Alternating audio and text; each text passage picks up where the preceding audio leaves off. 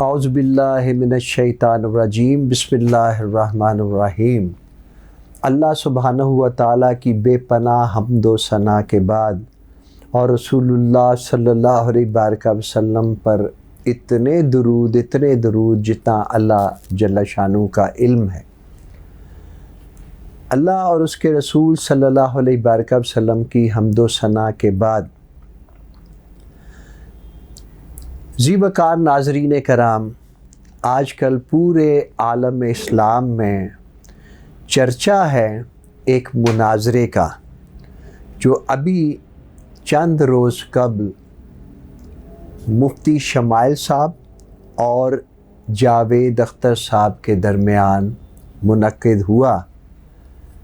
تو اس میں خوش آئند بات یہ ہے کہ مفتی شمائل صاحب نے جس حکمت اور دانائی سے اس مناظرے کو نبھایا، تو ایک خاص امید نظر آئی کہ ابھی بھی عالم اسلام میں ایک نئی کرن ابھری ہے آفاق مدینہ میں، اور اللہ تبارک و تعالیٰ سے دلی دعا ہے کہ اللہ تعالیٰ اس کرن کو کی تابانیوں میں بے پناہ اضافہ فرمائے۔ لیکن میں جلدی سے مخاطب ہونا چاہوں گا جناب محترم جاوید اختر صاحب سے، اور سب سے پہلے میں ان کو دعوت اسلام دوں گا۔ میں چاہتا ہوں کہ جاوید صاحب جتنی جلدی ہو سکے ایمان قبول کریں، کیونکہ آپ جس راستے پہ چلے ہیں آج کے سائنسی دور میں اب وہ راستہ بدل چکا ہے۔ لوگ بہت تیزی کے ساتھ قرآن کی طرف بڑھ رہے ہیں، اس لیے کہ اس وقت عالم اسلام میں خصوصاً اور پوری دنیا میں عمومی طور پر قرآن ہر کسی کو اپنی طرف کھینچ رہا ہے۔ یہ ایک خاص دور کا آغاز ہے، یہ قرآن کے انقلاب کے دور کا آغاز ہے کہ قرآن مسلمانوں کے یا اسلام کے مدار سے نکل کر اب غیر مسلموں کے مدار میں اپنے نور پھیلا رہا ہے، اور انشاءاللہ اس کے اثرات بہت جلد پوری دنیا پر واضح ہو جائیں گے، ہو بھی رہے ہیں۔ سب سے پہلے تو میں آپ کو دعوت دے رہا ہوں کہ آپ اپنا اگلا مناظرہ جو ہے وہ قرآن کے ساتھ کریں بجائے علماء کے، کیونکہ آپ جو سوال کرتے جائیں گے قرآن اس کا جواب آپ کو دیتا جائے گا، یہ میرا آپ کے ساتھ وعدہ ہے۔ قرآن حکیم میں اللہ تبارک و تعالیٰ نے سورہ یونس میں فرمایا بل کذبوا بما لم یحیطوا بعلمہ۔ اب ذرا غور سے اور توجہ سے سنیں اور سمجھنے کی کوشش کریں۔ اس کائنات میں بے شمار لوگ ہیں جو قرآن کو جھٹلاتے بھی ہیں اور قرآن کے منکر بھی ہیں۔ ایسے لوگوں کے بارے میں اللہ تبارک و تعالیٰ نے فرمایا بل کذبوا بما لم یحیطوا بعلمہ، کہ یہ میرے قرآن کا انکار اس لیے کرتے ہیں کہ انہوں نے قرآن کا علمی احاطہ نہیں کیا۔ جاوید صاحب، آپ صاحب علم ہیں، تو میری آپ سے گزارش یہ ہے کہ علمی احاطہ کریں۔ پھر اسی قرآن میں اللہ تبارک و تعالیٰ نے تمام اہل فکر کو، علم رکھنے والوں کو، معرفت کی جستجو کرنے والے کے لیے اللہ تبارک و تعالیٰ نے قرآن مجید میں نہ صرف دعوت دی غور و فکر کی، تدبر کی، بلکہ جو اس سے محروم ہیں ان کے بارے میں اللہ نے کیا فرمایا افلا یتدبرون القرآن ام علی قلوب اقفالها، کیا یہ لوگ میرے قرآن میں غور و فکر نہیں کرتے کیا ان کے قلوب پر تالے پڑے ہیں؟ آج امت مسلمہ کی جو اکثریت ہے ان کے قلوب پر تالے پڑے ہیں۔ ایک تو نہ وہ قرآن کا علمی مطالعہ کرتے ہیں اور نہ وہ غور و فکر کرتے ہیں اور تدبر کرتے ہیں۔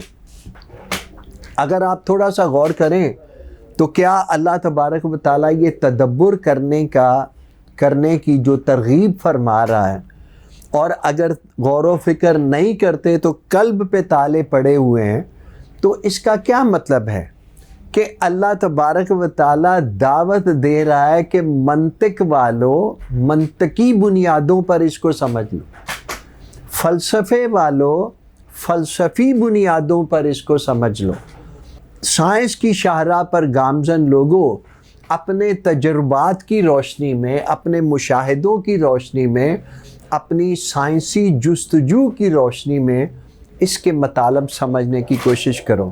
تو قرآن تو دعوت دے رہا ہے، اسی لیے میں چاہتا ہوں کہ آپ کا مناظرہ جو ہے وہ قرآن حکیم کے ساتھ ہو۔ اب میں اس میں کچھ باتیں ایسی ہیں جو آپ نے سوال کیے، لیکن وہ چونکہ وقت کی شاید قلت تھی یا کچھ اور سبب تھا، مفتی صاحب نے ان کا جواب دینا مناسب نہیں سمجھا، کیونکہ وہ ایک خاص ڈائریکشن میں آپ کے ساتھ رہنا چاہتے تھے، اور میں سمجھتا ہوں کہ وہ حق بجانب بھی تھے اس میں۔ مثال کے طور پر اب آپ نے سوال کیا کہ جناب قرآن مجید میں ڈائنوسور کا ذکر نہیں ہے، مجھے بتائیں ڈائنوسور کا ذکر قرآن مجید میں ہے یا نہیں، یہ تو میں آپ کو بعد میں بتاتا ہوں، لیکن ایمان کے لیے یا اللہ تبارک و تعالیٰ کی وجود اور ہستی کو تسلیم کرنے کے لیے، ایک خالق مالک اور رازق تسلیم کرنے کے لیے ڈائنوسور کے وجود کا ذکر کرنا کیوں ضروری ہے؟ اور اگر قرآن مجید کے آپ قرآن مجید میں معرفت کی وسعت کو اگر جاننے کی کوشش کریں تو اس میں اللہ تبارک و تعالیٰ نے فرمایا کہ زمین میں جو کچھ پیدا کیا، جو کچھ آسمان میں نے پیدا کیا، اور جو کچھ ان دونوں کے درمیان پیدا کیا وہ میں نے ہی جو تخلیق فرمایا۔ ہر چیز، یعنی اگر اس کا نام نہ لیا جائے تو اس کے بارے میں آپ یہ اعتراض نہیں کر سکتے کہ قرآن مجید میں نعوذ باللہ من ذالک کوئی کمی ہے، کوئی کوتاہی ہے۔ ایسا نہیں ہے۔ ڈائنوسور کا ذکر قرآن میں نہیں تو اللہ نے تو ہر ایک شے بھی اس میں سے نہیں چھوڑی، کہ زمین آسمان اور ان دونوں کے درمیان جو کچھ ہے وہ اللہ نے پیدا فرمایا، اللہ ہی کا ہے اور اللہ ہی نے پیدا فرمایا۔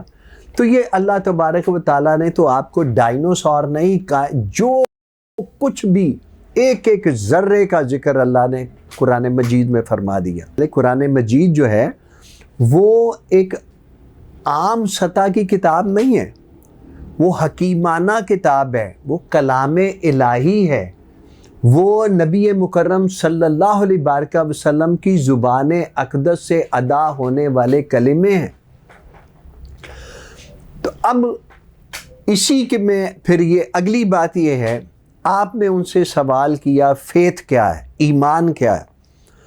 اگرچہ ایمان کی کئی طرح کی تفصیل لوگ بیان کرتے ہیں، کئی طرح کے مطالب اور اس کے تعریف بیان کرتے ہیں، لیکن میں وہ تعریف بیان نہیں کروں گا، میں وہ تعریف بیان کروں گا جو شاید آپ کے قلب کو متاثر کرے۔ ایمان یہ شے ہے کہ جب نبی مکرم صلی اللہ علیہ وسلم کی زبان اقدس سے دعوت حق ملی، اس کو قبول کرنے کے بعد وہ رب العالمین جس کا آپ انکار کر رہے ہیں، جس کی ہستی، جس کے وجود اقدس کا آپ انکار کر رہے ہیں، مومن کے لیے وہ ہستی بے شک ظاہری طور پر سامنے نہیں آتی، لیکن وہ اتنی حاضر و موجود ہوتی ہے، اس طرح وہ اس ایمان والے کے سامنے آ جاتی ہے اس کی ذات اقدس کہ وہ اس سے انکار کرنا تو دور کی بات ہے، اگر کوئی اس کی ہڈیاں پیس دے، اس کے بوٹیاں اڑا دے، تو بھی وہ اس ذات کے وجود سے انکار نہیں کرتا۔ وہ مٹ جاتا ہے اس کی وحدت پر، اس کی قدرتوں پر، اس کے تصرفات پر، اس کی استطاعت پر، اس کی ربوبیت پر، اس کی الوہیت پر قربان ہو جاتا ہے، لیکن انکار نہیں کرتا۔ اب یہ باتیں سمجھنے والی ہیں، دیکھنے والی ہیں۔ یہ ایمان ہے، یہی ایمان ایک مومن کو جانماز پہ کھڑا کر دیتا ہے، اور وہ اس مالک کی بارگاہ میں کھڑا ہو کے دنیا سے ڈیٹیچ ہو کے کٹ کے سجدہ ریز ہوتا ہے، زمین پر سجدے کرتا ہے اس کی کبریائی بیان کرنے کے لیے، اس کی عظمت اور شرف بیان کرنے کے لیے۔ تو یہ جب سجدے ہوتے ہیں تو یہ اللہ تبارک و تعالیٰ کی اس وحدت کو تسلیم کرنے کا اعلان ہے۔ نمازی جو ہے وہ اعلان کر رہا ہوتا ہے واضح طور پر کھڑا ہو کے کہ میرا ایک رب ہے اور میں اس کا بندہ ہوں، وہ میرا خالق ہے، وہ میرا مالک ہے، وہ میرا رازق ہے، وہی میرا حفیظ ہے، وہی میرا ولی ہے۔ تو یہ اللہ تبارک و تعالیٰ کی صفات جو ہیں قرآن میں جب جائیں گے یہ سب سمجھ میں آنا شروع ہو جائے گا۔ نماز پڑھتے ہوئے ایک انسان نے کوئی غلطی کر دی، اب ظاہراً ارد گرد کے لوگوں کو بالکل بھی یہ پتہ نہیں چلتا کہ اس شخص نے کوئی غلطی کی ہے، لیکن غلطی کرنے والا اپنے اسی رب کو جس کا آپ انکار کرتے ہیں وہ اس طرح حاضر اور ناظر مانتا ہے کہ وہ اس غلطی کے لیے سجدہ سہو کرتا ہے، سجدہ کرتا ہے کہ یہ جو غلطی میں نے کی تھی میرے رب نے جان لی، کیونکہ اس کائنات میں کوئی ایک شے بھی اس رب سے چھپی نہیں، وہ میری نیتوں کو بھی جانتا ہے، اس کی نظر میرے قلب پر ہے، میرے قلب میں پیدا ہونے والے، میرے ذہن میں اٹھنے والے خیالات سے بھی وہ آگاہ ہے۔ تو اللہ تبارک و تعالیٰ اس حد تک جو ہے یہ اس کے لیے واضح ہوتا ہے کہ وہ یہ محسوس کرتا ہے کہ میری ہر غلطی میرے رب کو پتہ ہے، دنیا کو نہ پتہ ہو اس کی پرواہ نہیں۔ تو وہ اللہ تبارک و تعالیٰ کے بارگاہ میں سجدہ سہو کرتا ہے، تو یہ مالک غلطی ہو گئی، میں اس کا ازالہ کر رہا ہوں۔ پھر انسان روزہ رکھتا ہے، تو اب روزہ رکھ کے کوئی انسان اپنے گھر کے کمرے میں چھپ کر سارا دن کھاتا رہے تو مخلوق کو تو نہیں پتہ چلتا، تو وہ باہر نکل کے دعویٰ کرتا رہے میں نے روزہ رکھا ہے، لیکن ایک مومن کبھی ایسا نہیں کرتا۔ مومن جانتا ہے کہ تنہائی میں بھی کوئی ایک کھانے کا ذرہ میرے اندر چلا گیا تو میرا رب تو دیکھ رہا ہے۔ تو یہ ایمان جو ہے وہ اس رب کو جس کے آپ منکر ہیں وہ ایمان والے کے سامنے لا کھڑا کرتا ہے، وہ اس سے دور ہی نہیں ہوتا۔ ایمان والا اسی رب کو اپنی شارغ سے بھی زیادہ قریب محسوس کرتا ہے، اس کی معیت محسوس کرتا ہے، کیونکہ ان اللہ مع المتقین، جب آپ تقوی کی منزل پہ پہنچ جاتے ہیں تو اللہ کی معیت کا احساس شروع ہو جاتا ہے۔ آپ اس راستے پہ چل کے تو دیکھیں، اللہ کی اس معیت کا احساس کر کے تو دیکھیں۔ مجھے بتائیں جو شخص میدان جنگ میں کافروں سے لڑتا ہوا شہید ہوتا ہے تو وہ اللہ کی معیت کا احساس کر رہا ہوتا ہے یا نہیں کر رہا ہوتا؟ وہ اپنے رب کو سامنے پاتا ہے کہ میرا رب دیکھ رہا ہے، تو میں نے خوف زدہ نہیں ہونا، میری جان اس کو چاہیے، اس کے دین کی سربلندی کے لیے، اس کے دین کی حفاظت کے لیے، اس کے مومنوں کی حفاظت کے لیے اگر مجھے جان دینی پڑتی ہے میں جان دیتا ہوں، اور وہ میرا رب مجھے دیکھ رہا ہے تو میری جان بھی اس کے لیے قربان۔ جب جان دیتے وقت وہ بندہ کبھی نہیں سوچتا کہ میرے پیچھے بچے ہیں، میری بیوی ہے، میرا مکان ہے، میرے کاروبار ہیں، میری ایک دنیا آباد ہے. وہ اس دنیا کی رتی برابر پرواہ نہیں کرتا اور صرف اس رب کی بارگاہ میں اپنی جان کا نذرانہ پیش کر دیتا ہے جس کا آپ انکار کر رہے ہیں. تو میں آپ سے یہ باتیں ذرا کرنا چاہوں گا. تھوڑا سا قرآن مجید کی ایک چھوٹا سا نصاب میں نے اپنے طور پر وضع کیا ہے، جو میں عام طور پر لوگوں کو دین کی بنیادی باتیں سکھانے کے لیے استعمال کرتا ہوں. اب ذرا تھوڑا سا زمین کی زندگی کے بارے میں تھوڑا غور کریں. اللہ تبارک و تعالیٰ نے پہلے زمین تیار کی، اس کو تمام انسانوں کی بشری ضروریات اس زمین میں اللہ نے رکھی. پھر اللہ تبارک و تعالیٰ نے سب سے پہلے زمین پر حضرت آدم علیہ السلام کو اور شیطان کو اتارا. غور سے سننے اور سمجھنے والی بات ہے، نہ صرف آپ کے لیے بلکہ پوری دنیا کے لوگوں کے لیے. دونوں کو اتارا. ایک اللہ کا نمائندہ ہے اور جنت کا ترجمان ہے، جنت کا ترجمان ہے، صالحیت کا ترجمان ہے، ایمان کا ترجمان ہے، نیکی اور شرافت اور پاکیزگی اور جبروت کا ترجمان ہے. دوسری طرف ایک لعین، مکروہ، دھتکارا ہوا شیطان لعین ہے. وہ جہنم کا ترجمان ہے، وہ دنیا داری کا ترجمان ہے. وہ دنیا کی طرف بلاتا ہے. وہ چاہتا ہے کہ انسان ہر قیمت پر دنیا حاصل کرے، خواہ اسے بے ایمانی کرنی پڑے، بددیانتی کرنی پڑے، چوری کرنی پڑے، ڈاکہ ڈالنا، غصب کا معاملہ کرنا پڑے، استحصال کرنا پڑے، لوگوں کی حق تلفی کرنی پڑے، بددیانتی کرنی پڑے، جو کچھ بھی کرنا پڑے، لیکن یہ دنیا کی طرف جائے، دنیا کی طرف. کیونکہ شیطان کا راستہ دنیا داری کا راستہ ہے، اللہ کا راستہ فقر کا راستہ ہے. فقر کا راستہ، اللہ فقر کی طرف بلاتا ہے. اللہ کا دین تاکہ دنیا سے بے رغبتی ہو اور شیطان لعین کو شکست ہو. یہ اللہ تبارک و تعالیٰ. اب دو کردار سامنے آتے ہیں.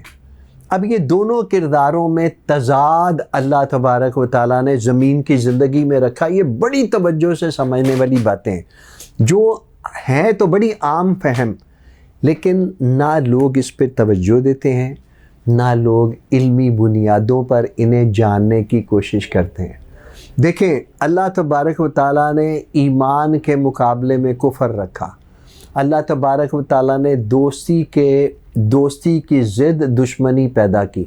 اللہ تبارک و تعالیٰ نے محبت کی ضد عداوت پیدا کی. اللہ تبارک و تعالیٰ نے علم کی ضد جہالت میں رکھی. اللہ تبارک و تعالیٰ نے امیری اور غریبی بنائی، متضاد چیزیں بنائی. اللہ تبارک و تعالیٰ نے جہالت بنائی، علم بنایا، ظلم بنایا اور نیکی اور شرافت اور صالحیت رکھی.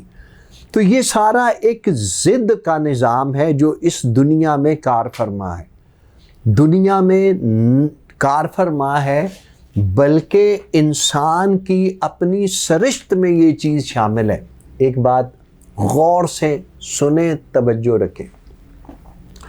قرآن مجید میں اللہ تبارک و تعالیٰ نے فرمایا فَأَلْهَمَهَا فُجُورَهَا وَتَقْوَاهَا، کہ میں نے انسان کے اندر، ہر انسان کے اندر فجور کے جذبات رکھے ہیں اور تقوی کے جذبات رکھے ہیں. یعنی انسان تخریب کاری کرنے کا جذبہ بھی رکھتا ہے اور تعمیر کا جذبہ بھی رکھتا ہے. انسان کفر کا جذبہ بھی رکھتا ہے، فساد کا جذبہ بھی رکھتا ہے، قتل و غارت کا جذبہ بھی رکھتا ہے، برائی کا جذبہ بھی، چوری، ڈاکہ، زنا، شراب، یہ ساری اس کے اندر خصلتوں میں موجود ہے. اور ادھر تقوی ہے، ایمان ہے، زہد ہے، ورع ہے، اس طرح کی ساری نیکی اور پارسائی اور صالحیت کا راستہ ہے، تقوی کا راستہ ہے۔ لہذا جب آپ اس دنیا میں رہتے ہیں تو پھر یہ دونوں چیزیں آپ کو کرنی بھی پڑیں گی اور دیکھنی بھی پڑیں گی۔ جہاں ظلم ہو رہا ہوگا وہ آپ کو دیکھنا بھی پڑے گا، اور اگر ظلم ہو رہا ہے تو پھر اہل ایمان کو یہ دعوت دی گئی ہے کہ اس کو روکو، اس کو روکو۔ اس دنیا میں پہلی ذمہ داری انسانوں کی ہے۔ اس لیے اگر غزہ میں بچے شہید ہوئے ہیں، ذرا غور اور توجہ سے سنیں، غزہ میں اگر بچے شہید ہوئے ہیں تو کن کی ناک کے نیچے ہوئے ہیں؟ 55 سے زیادہ اسلامی ممالک ہیں، ان کی فوجیں ہیں، ان کے پاس میزائل ہیں، ٹینک ہیں، توپیں ہیں، ہر شے ان کے پاس ہے۔ کوئی روک رہا ہے؟ نہیں روک رہا۔ بہرحال یہ ایک سیاسی پہلو بن جائے گا، میں اس پہ زیادہ تبصرہ نہیں کر رہا، لیکن راستے پہ میں نے آپ کو چڑھا دیا ہے کہ یہ سارا کچھ ہوتا ہے، آپ دیکھتے ہیں، میں دیکھتا ہوں، سارا کچھ ہے۔ اللہ کیوں نہیں روکتا؟ اللہ کیوں نہیں روکتا؟ آپ کیوں نہیں روکتے؟ آپ کیوں نہیں روکتے؟ دنیا کی جو طاقتیں ہیں وہ کیوں نہیں روکتی؟ حق کے ترجمان جو ہیں وہ کیوں نہیں روکتے اس کو؟ اب یہاں میں نے لفظ استعمال کیا حق۔ اللہ الحق ہے، اس کے رسول انبیاء تمام علیہم الصلاۃ والسلام حق ہیں، قرآن حق ہے، اللہ کا دین حق ہے۔ جاوید صاحب ایک خاص بات آپ کو سمجھانا چاہوں گا، اس کو سنیں، سمجھیں، یاد کریں، اور ساری دنیا کے لوگ جو اس کو سنیں حق کی تعریف یاد کر لیں، کیونکہ یہ تعریف آپ کو کسی کتاب میں نہیں ملے گی۔ اللہ سبحانہ و تعالیٰ اور نبی مکرم صلی اللہ علیہ وسلم کے نالین پاک کی خیرات اس فقیر کو ملی ہے، اس حقیر طالب علم کو ملی ہے، اور میں اس کو لوگوں تک پہنچانا۔ حق کیا ہے؟ حق، اس کو سنیں اور سمجھیں۔ حق دراصل اس عین حقیقت کو کہتے ہیں، عین حقیقت کو حق کہتے ہیں جسے بے شک اس پوری کائنات کے اہل عقل جھٹلا دیں۔ بڑی خاص بات آپ کو بتا رہا، جسے اس روئے زمین کے تمام اہل عقل جو ہیں وہ جھٹلا دیں، لیکن علم اس کو کبھی نہ جھٹلا سکے، علم اس کو کبھی نہ جھٹلا سکے۔ علم ہی وہ راستہ ہے جو حق سامنے لے کر آتا ہے، علم ہی کے ذریعے انسانوں نے حق حاصل کیا، حق حاصل کیا علم کے ذریعے۔ ایک بات، لوگ سائنس کو بہت بڑھا چڑھا کر بیان کرتے ہیں، بلکہ زیادہ تر سائنس کو اسلام کے ولن کے طور پر پیش کیا جاتا ہے، جو میں سمجھتا ہوں کہ اس روئے زمین کی سب سے بڑی جہالت ہے، کیونکہ انسان یہ جاننے کی کوشش ہی نہیں کرتے کہ یہ جو سائنس کا علم ہمارے پاس آیا، یہ آیا کہاں سے؟ آپ ذرا غور کریں کہ انسان نے جب زمین پر زندگی کا آغاز کیا تو بہت ساری چھوٹی چھوٹی بنیادی باتیں بھی اس کے علم میں نہیں تھیں۔ آہستہ آہستہ زمانوں کے چلن کے ساتھ انسان چلتا رہا، روز تھوڑا تھوڑا تھوڑا تھوڑا علم کر کے اللہ تبارک و تعالیٰ اس پر آشکار فرماتا رہا، اور ہر علم کا آشکار ہو جانا یہ رب ذوالجلال کی حکمت بھی ہے، یہ اس کا دستور بھی ہے۔ علامہ محمد اقبال میرے مرشد گرامی، اللہ ان کے درجات کو مزید بلند فرمائے، وہ اس پوری کائنات، حکمت کی کائنات کا ایک آفتاب ہیں۔ انہوں نے فرمایا یہ کائنات چھپاتی نہیں وجود اپنا، یہ کائنات چھپاتی نہیں وجود اپنا، کہ کہ ذرے ذرے میں ہے ذوق آشکارائی. آپ کسی ذرے کو جگر چیریں وہ اپنے اندر کا حق نکال کے آپ کے سامنے رکھ دیتا ہے، وہ سچائیاں سامنے رکھ دیتا ہے.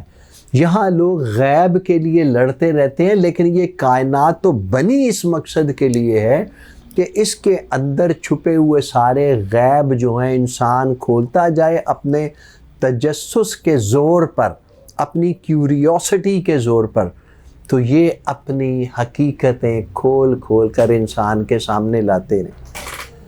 انسان نے مرحلہ وار ہر تمدن اور ہر زمانے سے گزر کر جو علم حاصل کیا، جو تمدنی اور ثقافتی تغیرات اور رسوم و رواج جو ہے اس دنیا میں پنپتے رہے، ان کی روشنی میں انسان نے جو علم حاصل کیا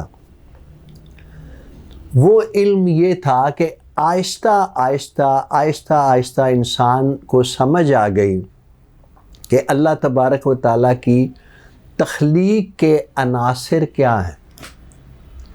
تخلیق کے عناصر کیا ہیں؟ انسان کو سمجھ آ گئی کہ ہر چیز کی تخلیق میں ایک فارمولہ ہے، ترکیب ہے. ہر چیز کی تخلیق میں ایک ترتیب ہے، آرڈر. ہر چیز کی تخلیق میں ایک توازن ہے، بیلنس.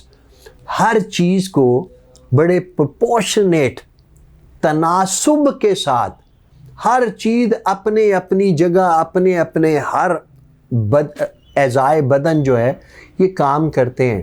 تمام اعضاء اور اجزائے ترکیبی جو ہیں وہ اپنی اپنی طرح سے کام کرتے ہیں، لیکن اللہ تبارک و تعالیٰ نے ان کو ایک ایسے مربوط اور منظم نظام کے تحت جوڑا ہے جس کے سبب وہ ایک پورا یونٹ بن کے تو انسانوں کے سامنے آتے ہیں ایک پورے نظام کے مطابق چلتے ہیں، جس کو تنظیم کہتے ہیں، آرگنائزیشن کہتے ہیں. پھر اس کے بعد ہر چیز کی ایک اپنی فارمیشن ہے، تشکیل، یعنی اس کی شکل و صورت اللہ تبارک و تعالیٰ وضع فرماتا ہے. جب انسان کو یہ سارے علوم حاصل ہوئے تو انسان نے ان علوم کا نام سائنس رکھ دیا. یہ علوم پہلے دن سے ہر مخلوق کے اندر موجود تھے اور ہیں. انسان نے جیسے جیسے کھولا، جیسے جیسے پروب کیا ان کے اندر، اور آہستہ آہستہ انسائٹ فلی اور وائزلی ریسرچ کنڈکٹ کی، تو اس کو پتہ چلا، اس کے نتیجے میں اس کو پتہ چلا کہ یہ علوم ہمارے سامنے. اب وہی فارمولے انسان استعمال کرتا ہے اور ان کے ذریعے یہ سائنسی وجود جو ہے، یہ ٹیکنالوجی کی چیزیں جو سامنے آ رہی ہیں، یہ ساری جو ہمارے سامنے آئی ہیں، ان چیزوں کے ذریعے سائنس نے ایک دنیا پر راج قائم کر لیا ہے. کیوں کر لیا ہے یہ کبھی نہیں سوچا آپ نے؟ یہ ساری چیزیں، یہ سارا کچھ انسان نے جو حاصل کیا، تو آپ اپنے رب سے ذرا سوال تو کریں، مالک یہ بندوں نے ایسا کیا کیوں؟ تو اللہ آپ کو بتائے گا قرآن کے ذریعے کہ میں نے اس انسان کو اپنا خلیفہ بنایا. خلیفہ بنا کے جو سب سے بڑی چیز اس کو دی وہ علم تھا. فرشتوں کو نہیں دیا، جنات کو نہیں دیا، دوسرے حیوانوں جانوروں کو نہیں دیا، پہاڑوں کو نہیں دیا، کسی اور مخلوق کو یہ علم نہیں دیا، کیونکہ یہ اس کے نصیب کا علم تھا. انسان کو دیا. نہ صرف اس کو علم دیا بلکہ اس کے ساتھ ایک دشمن بھی کھڑا کر دیا، تاکہ یہ تضاد اور تصادم کی دنیا بنی رہے. یہ دنیا جہاں بشری انسان جو ہے اپنی حیات عرضی گزارتے ہیں، اس حیات عرضی کی دنیا میں اللہ تبارک و تعالیٰ نے نہ صرف علم دیا بلکہ ایک ساتھ دشمن بھی بنا دیا اس کا. تضاد اور تصادم کے اس اس شاہراہ پر چلتے ہوئے انسان وہ اپنا ارتقائی سفر جو ہے وہ جاری رکھے۔ تو سائنس یہ ہے کہ اللہ کی تخلیقات کو سائنس نے کھولا، ان کو دیکھا، ان کے اندر سے علم نکالا، اور اب وہ دنیا کے سامنے علم آتا چلا جا رہا ہے۔ سائنس تو اللہ کا علم ہے، اللہ کی یہ کرم فرمائی ہے، اس کا مخلوق پر سب سے بڑا احسان یہ ہے کہ اس نے یہ علم انسان پر آشکار کیا۔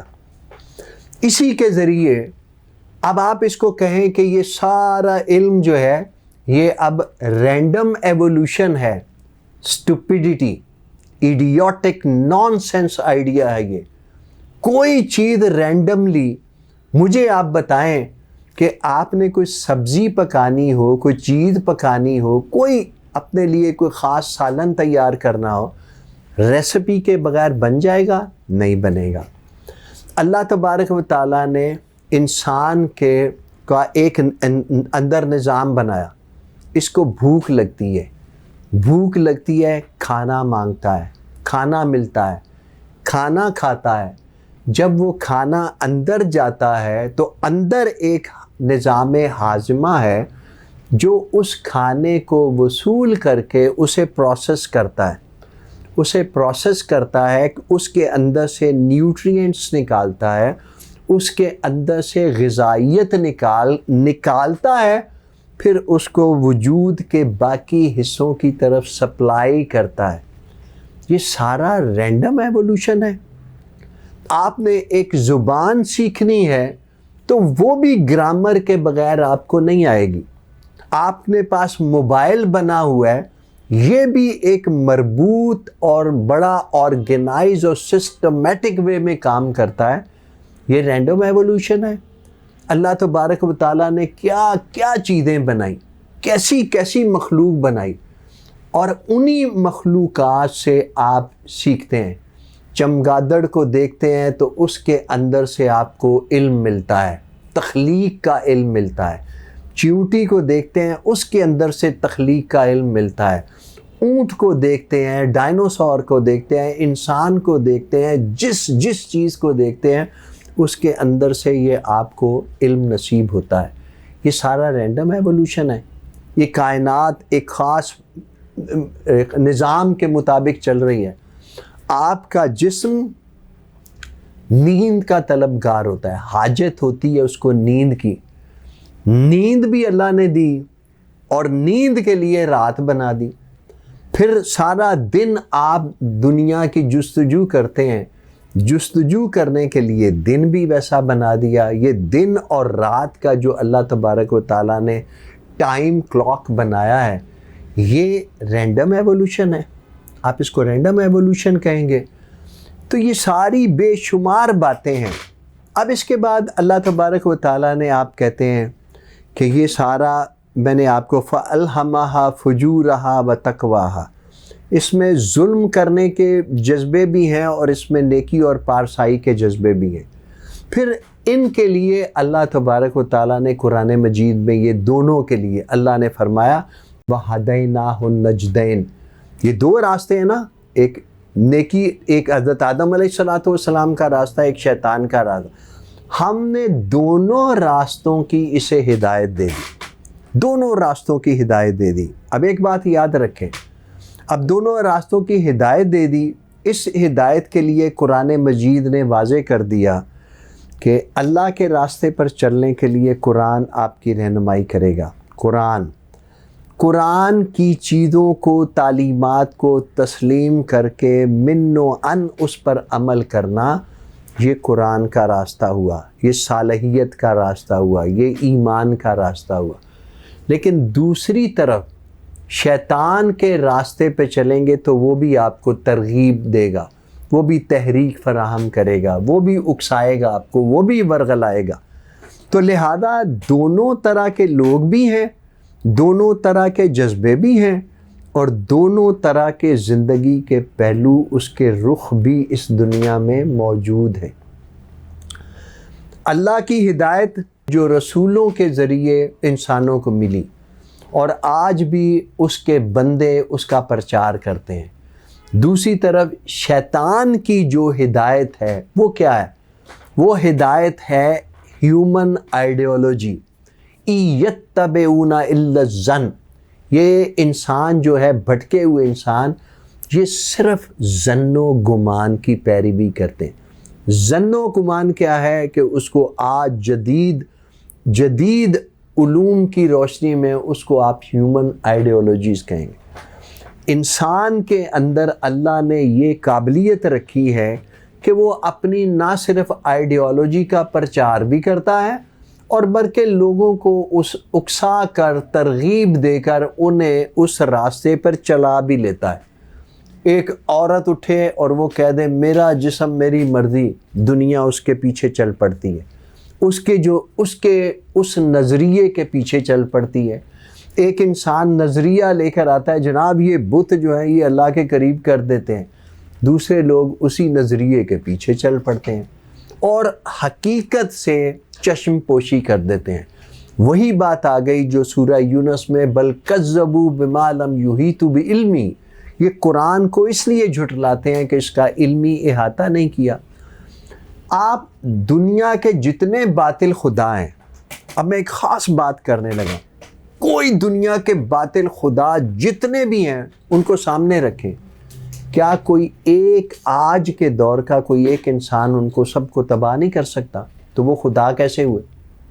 ایک انسان اگر ہتھوڑا اٹھا لے، اور یہ ایسا ہوا ہے قرآن مجید میں، حضرت ابراہیم علیہ السلام نے ہتھوڑا لے کر سارے خدا مسمار کر دیے، تو اگر وہ خدا ہوتے تو ایک بندے کی طاقت کس کے ساتھ وہ سارے مغلوب ہو جاتے، ریزہ ہو جاتے۔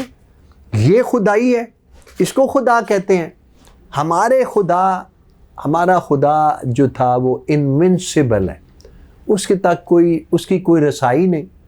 وہ تو ایک چھوٹے سے مچھروں کے ذریعے پوری انسانیت کو ختم کر دے، بیماریوں کے ذریعے ختم کر دے، وائرس پھیلا کے انسان کو ختم کر دے، اس کی تو قدرت لامحدود ہے۔ تو یہ انسان کو سمجھنے کی ضرورت ہے۔ لیکن اب دونوں راستوں پر لوگ کیوں چلتے ہیں؟ کیونکہ اس کے لیے رب ذوالجلال نے انسان کو آزادی دی ہے۔ غور سے سنیں یہ قرآن کا پیغام۔ اللہ تبارک و تعالیٰ نے قرآن مجید میں فرمایا قُلِ الْحَقُّ مِن رَبِّكُمْ، حق جو ہے وہ تمہارے رب کی طرف سے ہے۔